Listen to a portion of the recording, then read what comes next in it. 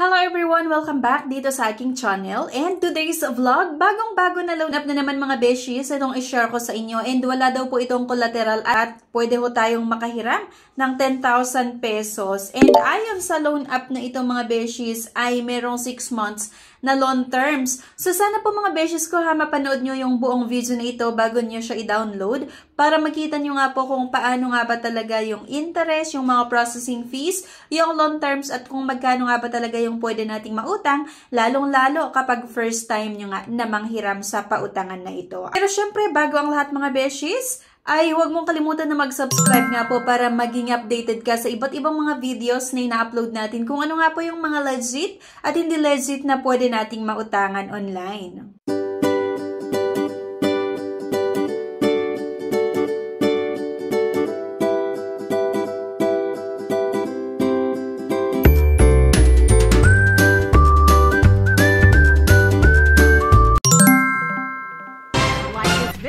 Subscribe, comment, and share. If declined sa bank and other loan apps, pwede niyong subukan yung ibang options. See the link sa comment section below. Disclaimer, try or apply at your own risk.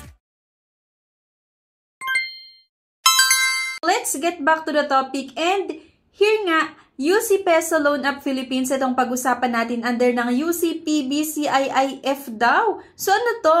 And ayun nga po, high approval rate daw po kapag mag-apply kayo sa loan app na ito and the personalized financial solution, provide various repayment. Para nga tayo ay makapag-apply ulit, maglalagay na naman tayo ng ating valid mobile number syempre at once na naitap mo yung get OTP, meron ka nga pong matatanggap nga na one-time password na ma-input lang natin dito mga beshes para nga makapag-proceed tayo na makautang sa loan app na ito. Pero yun nga po mga beshes ko hindi ko kayo ini-encourage na umutang sa loan app na ito, okay? So sana mapanood nyo nga po yung buong video and kaya ako gumagawa mga beshes ng review sa iba't ibang mga pautangan online para mabigyan lang din po kayo ng babala kasi maaari na nakakita ka ng odds or may odds ka na nakita and parang sa tingin mo okay siya utangan, lalong-lalo kapag bagong loan app yung nakita nyo sa iba't ibang mga social media platforms or sa mga app na dina-download nyo. Kaya ako gumagawa ng review sa iba't ibang mga loan app para bago nyo pa siya subukan na utangan, at least may idea na rin po kayo. Here nga mga beshes, merong nakalagay na your credit score ay 651 daw. So, below average nga daw yung credit score ko sa loan app na ito. So, hindi ko alam kung ano yung basehan nila. Pero, ayan, personal information, kailangan ko daw sagutan ito. So, tinuloy ko pa rin mga beshes yung pag-apply sa loan app na ito kahit sinabi na very low daw yung credit score ko. So, for sure, siguro nakita nila kung ano yung laman ng cellphone ko or na-detect nila. Kaya yon ang lumalabas ay below or low credit score. So, ayan, sinubukan pa rin natin mga beshies at kailangan daw nating masagutan itong mga personal information nga like yung complete name, yung education, yung birth date, yung marital status, at yung number of children and yung living condition. Yung work information, huwag niyong kalimutan daw na sagutan ito at yung emergency contact. Okay? So, dito mga beshies, 3 yung hinahanap po nila na emergency contact. So, ayun, at least hindi 5 kasi yung mga ibang loan app talaga, 5 yung personal references na hinahanap. So, next nga dito ay yung ID information. So, mag-upload nga daw tayo ng isang valid government ID mga beshies at ito yung mga ID na tinatanggap. Okay? So, ayan, UC Peso would like to access your camera. Ayan, so upload nga lang daw natin yung isang valid government ID. And meron din po itong facial recognition So, itatapat lang ulit natin yung cellphone nga sa ating mukha at i-follow nga po natin yung instruction na makikita nyo din naman dito or once na nandito kayo sa part na facial verification. So, naglo-loading pa rin mga beshies yung facial verification. Sa part na ito, medyo nahirapan ako dito sa facial verification. And ay, nag-refresh ulit ako. Tapos, inulit ko ulit na i-open itong app. Nag-re-apply na naman tayo. So, ito medyo hassle mga beshies yung pag-apply ko dito. Kasi minsan naghahang yung app nila. Malakas naman yung internet ko. Pero I think, ang problema talaga ay dito sa app nila kasi naghahang nga. After nung facial verification, kailangan lang daw natin ilagay kung saan nga natin gustong matanggap yung loan proceeds. So, pwede ulit sa GCash or via bank. I mean, sa e-wallet or via bank. And nga, GCash yung pinili ko dito mga beshies. And ito na nga, dito daw ay pwede akong makahiram ng 10,000 pesos. At kung mapapansin nyo mga beshies, merong nakalagay na 90 days na loan terms. Or 3 months, di ba? Pero totoo kaya to? So, ayan, doon sa 10,000 pesos daw, ang matatanggap ko ay 9,992. Meron lang daw itong interest na 720 at service fee na 8 pesos. Ang nakalagay dito, October 29 yung date of application ko nga. At ang due date ko daw ay sa January 27, 2025. So, dito sa baba niya mga beshes, merong nakalagay na repayment plan. Okay? So, tignan natin kung okay ba itong repayment plan nga na nakalagay dito. So, if you repay the first amount due on time, the remaining balance will be automatically reset to 0 for you. Ayon dito sa app mga beshies, pwede akong makahiram nga ng 10,000 pesos. So, select the loan tenure, 90 days daw. At doon sa 10,000 pesos, bali ang matatanggap ko ay 9,992. At may interest lang daw ito na 720. So, kung ito or kung dito tayo magbe-base, parang okay siya utangan. Kasi 10,000 pesos, tas ang matatanggap ay 9,992.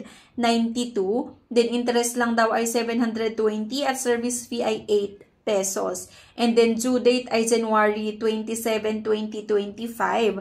So, yun nga, kung dito tayo magbe-base, parang okay siya utangan. And kung mapapansin nyo, meron nga nakalagay na repayment plan sa baba. First due date ko daw ay sa November 28, 2024 na kung saan meron itong amount due na 3,573. Then na principal 3,333. Then interest ay 240.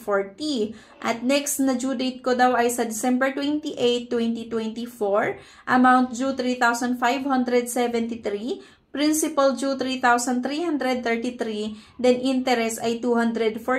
At sa January 27, 2025, meron daw akong amount due nga na 3,573 and then yung principal due ay 3,333 plus 240 na interest due. So, kung i-total natin mga beshies, yung 3,572 then times 3 kasi yung repayment plan nga natin or bayaran natin ng 3 buwan, so times 3 ito, magiging 10,716 lang yung babayaran. So, totoo kaya ito?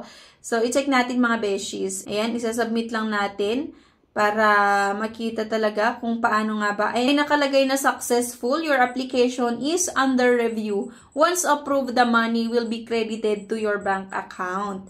So, October 29 nga ako nag-apply. So, inaantay pa natin na mai-process nga ang aking loan application.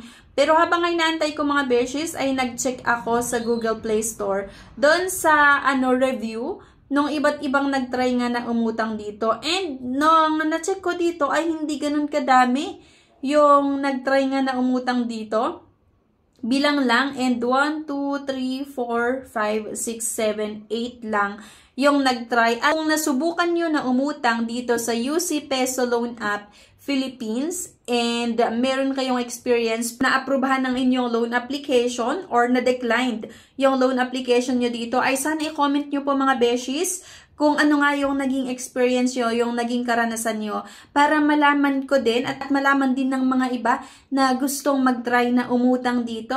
Kasi hindi pa nga na-aprubahan yung loan application ko at ilang minuto na rin yung nakalipas, hindi pa rin na-aprubahan nga yung loan application ko dito sa UC Peso Loan App Philippines. At nung nag-check nga ako dito sa app nila mismo yung mga reviews, wala din masyadong sumubok na umutang dito. Kaya makita talaga natin na bagong-bago siya. Pero kung ako lang yung tatanungin yung mga beshies, ay hindi ko susubukan or hindi ko utangan yung loan app na ito in case of emergency.